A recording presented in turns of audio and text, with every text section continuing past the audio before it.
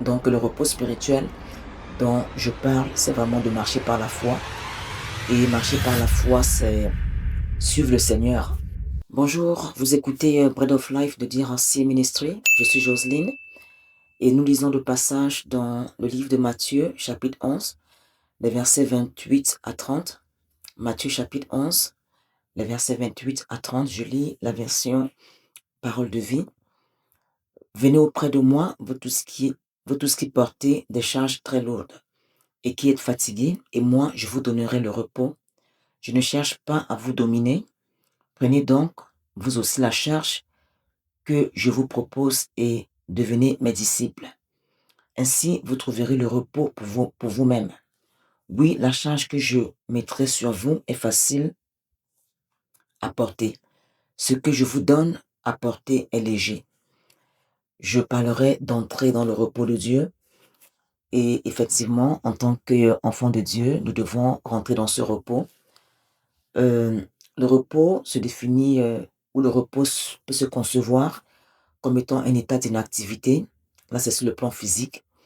Et on peut prendre un temps de repos après avoir travaillé. On se dit, OK, je prends le repos. Mais dans ce contexte, c'est le repos spirituel. C'est le repos spirituel. Nous savons que quand nous naissons de nouveau, quand nous avons donné notre vie euh, à Jésus-Christ comme quand on a fait de Jésus-Christ notre Seigneur et Sauveur, nous devenons les enfants de Dieu. Et maintenant, nous devons marcher dans les voies du Seigneur en obéissant à sa parole, en obéissant à ses instructions, à, en obéissant, oui, à ses commandements. Et c'est dans ce sens que je parle vraiment du repos. C'est le repos spirituel où nous croyons, où nous marchons par la foi. Parce que le repos spirituel, autant pour moi, c'est marcher par la foi. Et dans les Saintes Écritures, on peut lire la foi vient de ce que nous entendons. Et ce que nous entendons vient de la parole de Dieu. Donc c'est très important pour tout enfant de Dieu de marcher par la foi, de vivre par la foi. Parce que nous savons que Dieu agrée la foi. Même dans les Saintes Écritures, il est écrit, euh, il est, il est dit euh, de ne pas perdre notre assurance qui comporte une grande récompense. Et on a besoin de persévérance après avoir accompli la volonté de Dieu pour obtenir ce qui nous a été promis. Et par après, il est écrit, et mon juste vivra par la foi. S'il perd la foi, mon âme ne prend pas plaisir en lui. Donc le repos spirituel dont je parle, c'est vraiment de marcher par la foi. Et marcher par la foi, c'est suivre le Seigneur, c'est lui obéir.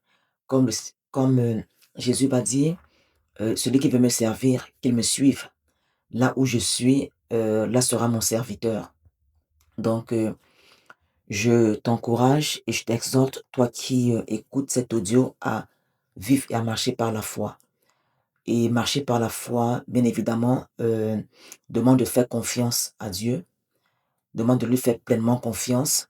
Ça veut dire, même si le Seigneur nous demande d'emprunter un chemin qu'on ne comprend pas, et c'est généralement ce qui se passe quand nous marchons avec le Seigneur, comme il va dire dans Isaïe 55, ses voix ne sont pas nos voix et ses pensées ne sont pas nos pensées. Les voix du Seigneur sont toujours très élevées aux nôtres et ses pensées sont très élevées aux nôtres. Et c'est à nous, dans la prière, dans cette soif vraiment de chercher à connaître Dieu, de, de, de, de, oui, de nous approcher de lui par la prière, mais aussi de méditer la parole et de renouveler notre intelligence continuellement par rapport à la parole de Dieu. C'est une discipline de, de, de, de rendre nos pensées conformes à la parole de Dieu. Et je prie que toi qui entends cet audio, que tes pensées soient conformes à celles de Christ, comme l'apôtre Paul va dire, que tout ce qui est vrai, tout ce qui est honorable, tout ce qui est aimable, tout ce qui est digne de louange, tout ce qui est vertu, on connaît ce passage dans le livre de Philippiens, soit l'objet de tes pensées. On va lire dans la même lancée le livre de Hébreux, le chapitre 4 parle beaucoup du repos de Dieu. On sait que une grande majorité du peuple d'Israël n'est pas rentré dans la terre promise à cause de la désobéissance, à cause de l'incrédulité. Ils avaient reçu la parole de Dieu, mais ils n'ont pas reçu avec foi, parce que Dieu leur avait dit qu'ils allaient rentrer dans la terre promise, et Dieu les conduisait autant pour moi dans la terre promise, mais malheureusement, beaucoup n'ont pas reçu cette parole avec foi. C'est capital pour notre marche chrétienne quand Dieu nous donne des promesses, quand nous recevons une parole, une instruction, même de l'écrire. J'aime dire souvent, la nature humaine a tendance à oublier. Dieu demande à plusieurs reprises dans les Saintes Écritures d'écrire la vision.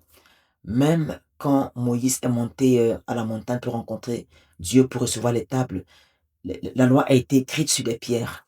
Donc Dieu demande toujours à ce qu'on écrive, parce qu'en écrivant et en ayant, autant pour moi, ces promesses sur un papier, un calepin devant nous, on le relit continuellement et on se rappelle ce que Dieu nous a dit. Donc, je connais pas ce que Dieu t'a dit par rapport à ta vie, par rapport à la vie de tes enfants, par rapport à ta famille.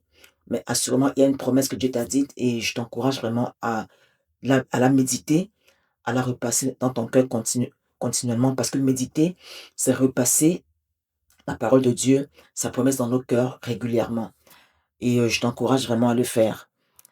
On va voir aussi dans le livre de la Genèse qui est le premier livre des Saintes Écritures. Là, c'est Dieu qui a tout créé.